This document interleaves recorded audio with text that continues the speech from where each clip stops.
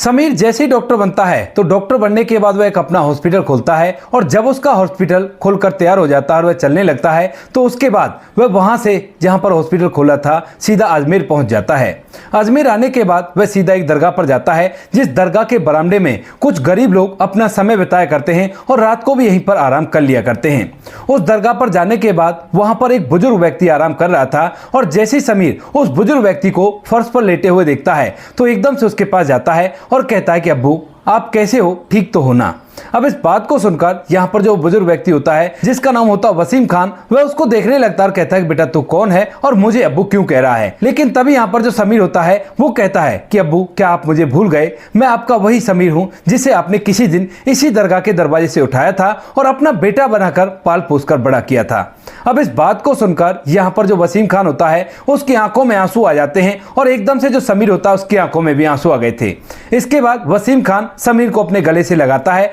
और दोनों फूट फूट कर रोने लगते हैं। कौन था वसीम खान और किस वजह से ये समीर उसे अब्बू कह रहा था, पूरी सच्चाई के बारे में जानने के लिए वीडियो को अंत तक जरूर देखें। अजमेर की एक दरगाह के बाहर एक समीर नाम का लड़का जिसकी उम्र 7 साल है वह वहीं पर रहा करता है और वहां पर लोगों से पैसे मांगकर अपना गुजारा किया करता है। दरअसल समीर को नहीं पता कि उसके माता पिता कौन है और वह तो बचपन से ही यहीं पर भीख मांगा करता है और इसी तरह से अपना जीवन व्यतीत किया करता है। हालांकि उसका भीख मांगने का तरीका अलग है, वह लोगों के पीछे नहीं पड़ा करता और ना ही उनसे ज्यादा गुहार लगाया करता है। वह तो बस हाथ फैलाया करता और जो उसे दे दिया करता उसको वो दुआएं दिया करता। वहीं पर उसी दरगाह पर कभी कभी एक वसीम खान नाम का व्यक्ति भी आया करता है जो कि पेशे से मजदूर है और मजदूरी करने के बाद जो उसके पास कुछ पैसे हो जाया करते हैं उन पैसों में से वो कभी कभी गरीबों में खाना बांटने के लिए यहाँ पर आ जाया करता इकट्ठा करने के बाद, और इसी तरह से उसका काम चल रहा था। अब यहाँ पर जो वसीम खान होता है वह समीर को भी जाना करता है और समीर का व्यवहार उसे बड़ा ही अच्छा लगता है क्योंकि समीर किसी से भी ज्यादा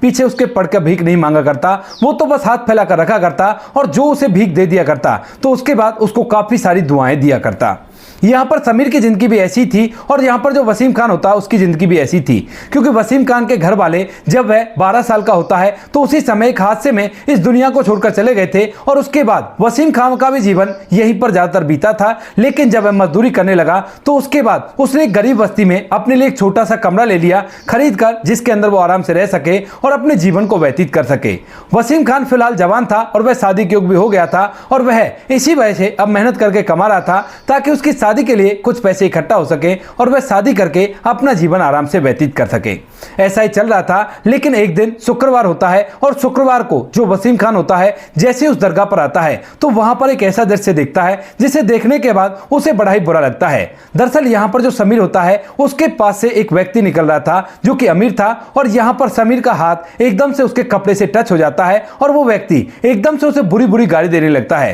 कहता है कि चोरी कर रहे हो ना, इसी वजह से मेरे कपड़े को छू रहे थे। तो यहाँ पर जो समीर होता है वो कहता है कि नहीं साहब, मैं चोर नहीं हूं, मैं तो केवल भीख मांगा करता हूं। लेकिन वो जो सेठ होता है वो उसे बुरी बुरी गालियां दे रहा था और कह रहा था कि मुझे पता है और तुमने मेरा पर्स चुरा लिया है, क्योंकि यहाँ पर उस व्यक्ति ने अपने उसी जेब में हाथ डाला और उसके बाद उसे बुरी तरह से धमकाने लगता है। यहाँ पर जो समीर होता है वह रो रो कर अपनी बेगुनाही साबित करना चाहता है लेकिन वह व्यक्ति एक नहीं सुन रहा है और कह रहा है कि तुझे तो मैं पुलिस के हवाले करूंगा। अब जैसे यहाँ पर वसीम खान जी ये बात देखते हैं कि एक अमीर व्यक्ति उसको इस तरह से धमका रहा है तो वह एकदम से जाकर कहने लगते हैं कि साहब क्या हुआ, आप इस तरह से क्यों कर रहे हो। तो वो कहने लगता है कि देखो ना, इसने मेरा पर्स चुराया है और उसके बाद मना कर रहा है कि पर्स इसके पास नहीं है। तभी यहाँ पर जो वसीम खान होता है वो कहता है कि साहब मैं इस बच्चे को काफी दिनों से जानता हूँ और ये बिल्कुल भी ऐसा नहीं है जैसा आप कह रहे हो सकता है आपका पर्स आप ही के पास हो, एक बार दोबारा से चेक कीजिए। तो उसके बाद यहाँ पर जो अमीर व्यक्ति होता है वह अपने जेब चेक करने लगता है और जब दूसरी साइड का जेब वो चेक करता है तो उसे पता चल जाता है कि उसका पर्स तो इस जेब में है, इस जेब में तो कुछ था ही नहीं। इसके बावजूद भी वह अपनी गलती को छुपाने के लिए उन्हें धमकाता हुआ कहने लगता है कि हाँ हाँ पर्स तो मेरे पास है, लेकिन इसने मुझे छुआ था और वो भी चोरी के इरादे से छुआ था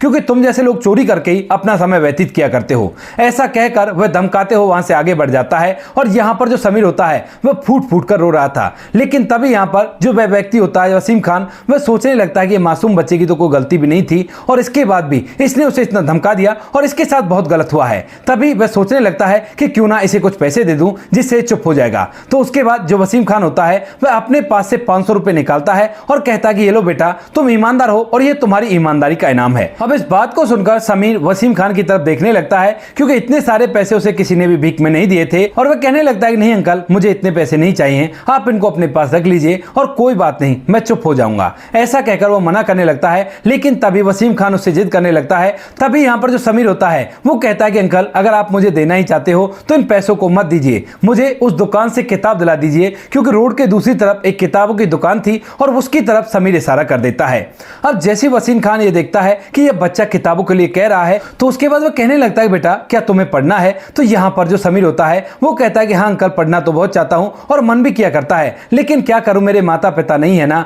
ऐसा कहकर वह बच्चा मायूस हो जाता है। तभी यहाँ पर जो वसीम खान होता है वो कहता है कि कोई बात नहीं बेटा, अगर ऐसी बात है तो तू आज से यहाँ पर नहीं रहेगा और तू मेरे साथ मेरे घर चल, वहीं पर रहकर तू पढ़ाई करना और तुझे मैं किताब भी दिलाऊंगा और तेरा स्कूल में एडमिशन भी कराऊंगा। इस बात को सुनकर समीर के चेहरे पर एक अलग सी चमक आ जाती है और उसके बाद वह उसके साथ चलने के लिए तैयार हो जाता है। वसीम खान उसे अपने साथ अपनी उस छोटी सी खोली में ले जाता है, जो खोली उसने अपने लिए खरीदी थी ताकि वह शादी करके यहाँ पर अपना परिवार बसा सके। लेकिन जैसे समीर उसकी जिंदगी में आता है तो वह शादी का ख्याल भी अपने दिमाग से निकाल देता है और सोचता है कि जब ये बच्चा पढ़ना चाहता है तो इसे पढ़ा लिखा कर काबिल बनाऊंगा। इसी वजह से जो वसीम खान होता है वह अच्छी तरह से समीर को पढ़ाता लिखाता है, उसका एक अच्छे से स्कूल में एडमिशन कराता है और खुद मेहनत मजदूरी करके उसकी फीस वगैरह भरा करता है। धीरे धीरे समय बीतता है और समय के साथ साथ यहाँ पर जो बस्ती के और लोग होते हैं वह वसीम खान को कहने लगते हैं कि तू पागल तो नहीं हो गया, इसको पढ़ा लिखा रहा है, किसी दिन ही अच्छी तरह से कामयाब हो जाएगा तो उसके बाद तुम्हें छोड़कर चला जाएगा, तुम्हारे पास नहीं रहने वाला, और इसके ऊपर अपनी जिंदगी को खराब मत कर और जो तूने सोच रखा था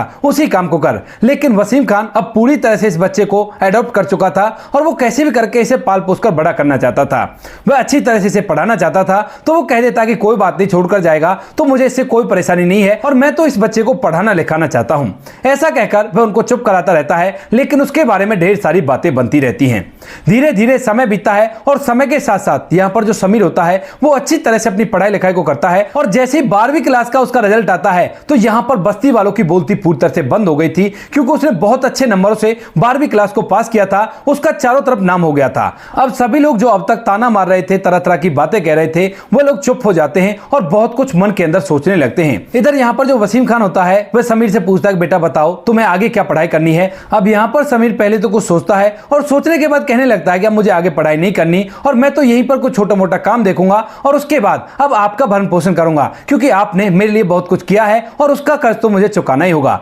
लेकिन तभी यहाँ पर जो वसीम खान जी होते हैं वो एक जोरदार चाटा समीर को लगा देते हैं और कहने लगते हैं कि नालायक, मैंने तुझे इसलिए नहीं पढ़ाया है ताकि तू 12वीं क्लास करने के बाद इधर उधर नौकरी करके मेरी देखरेख करे, मैंने तो तुझे इसलिए पढ़ाया है ताकि तू बड़ा आदमी बन सके और लोग तेरी तारीफ करें। इसी वजह से तुम्हें आगे की पढ़ाई करनी होगी, चाहे जो भी कर मुझे नहीं पता, लेकिन तू आगे की पढ़ाई करेगा। उसके बाद यहाँ पर जो समीर होता है वह भी इस बात के लिए हामी भरता है और कहता है कि ठीक है अब्बू, अगर आपको मुझे पढ़ाना ही है तो मैं ऐसा करता हूँ, मेडिकल लाइन का एक टेस्ट होता है, उस टेस्ट को दे देता हूँ, अगर वो टेस्ट क्लियर हो गया तो उसके बाद मैं डॉक्टर बन जाऊंगा और डॉक्टर बन गया तो मैं बहुत सारे गरीब लोगों का मदद फ्री में कर सकता हूँ। यहाँ पर इस बात को सुनकर वसीम खान भी कहता है कि ठीक है कोई बात नहीं, तुम ऐसा ही करो, और यहाँ पर समीर उसी एग्जाम को देने लगता है। धीरे धीरे समय बीतता है और समय के साथ साथ यहाँ पर समीर ने उस टेस्ट में बहुत अच्छी रैंक हासिल की थी और उसका एडमिशन दिल्ली के एम्स में हो गया था। अब जैसे एम्स में एडमिशन होता है तो उसके बाद जो समीर होता है एकदम से फिर से उसे धक्का सा लगता है, क्योंकि वहां पर जाकर डॉक्टरी की पढ़ाई करना कोई खाला जी का घर नहीं है, क्योंकि वहां पर काफी सारे रुपए पैसे खर्च आया करते हैं।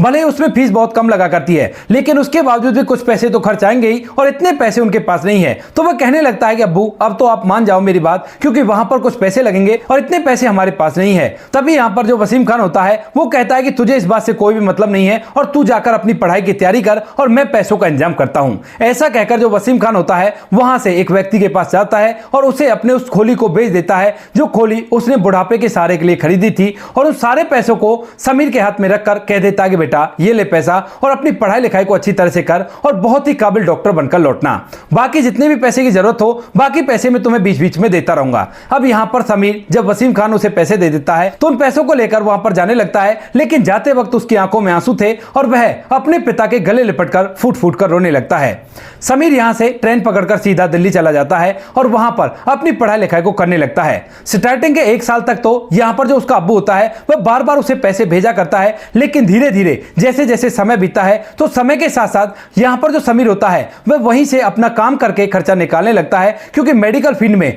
कई बार पेशेंटों को घर पर देखने के लिए जाना पड़ता था। और जब यहाँ पर एक साल वो की पढ़ाई कर लेता है तो उसे भी इंजेक्शन वगैरह लगाना, ड्रेसिंग वगैरह करना, ये सब कुछ आ गए थे। और वह लोगों के घर पर जाकर उनका ट्रीटमेंट कर दिया करता और उससे अच्छे खासे पैसे कमा लेता है और उससे आगे की पढ़ाई वह अपने दम पर ही करने लगता है। वसीम खान जब उसे पूछता है कि बेटा पैसे क्यों नहीं मंगा रहे, तो वो कहने लगता है कि अब्बू आपको अब जरूरत नहीं है, मैं खुद से पैसे कमा लेता हूं और उसी से काम चल जाता है। और इसके बाद जो समीर होता है अपनी डॉक्टरी की पढ़ाई वहीं से करने लगता है और धीरे धीरे उसकी डॉक्टरी भी कंप्लीट हो जाती है। जैसे जैसे डॉक्टरी में वो आगे बढ़ता है तो उसी दौरान उसके अब्बू से उसकी बात होनी कम हो जाती है और लास्ट में जाकर तो बात बिल्कुल से बंद हो गई थी। क्योंकि 2 साल पहले जब समीर ने अपने अब्बू के पास फोन किया था तो उसने कह दिया था कि बेटा मैंने ये फोन भेज दिया है और बाद में ये नंबर नहीं लगेगा, इसीलिए मैं तुम्हें पहले ही बता रहा हूं, तुम चिंता मत करो, अपनी पढ़ाई लिखाई पर ध्यान दो और मैं अपना ख्याल अपने आप रख लूंगा। ऐसा कहकर उसने उसे पहले ही आगाह कर दिया था। तो 2 साल से लगातार समीर की उसके अब्बू से बात नहीं हो पाती है और यहां पर जो समीर होता है वह पूरी तरह से एक डॉक्टर बन जाता है। डॉक्टर बनने के बाद उसे कई जगह से नौकरियों के ऑफर आते हैं,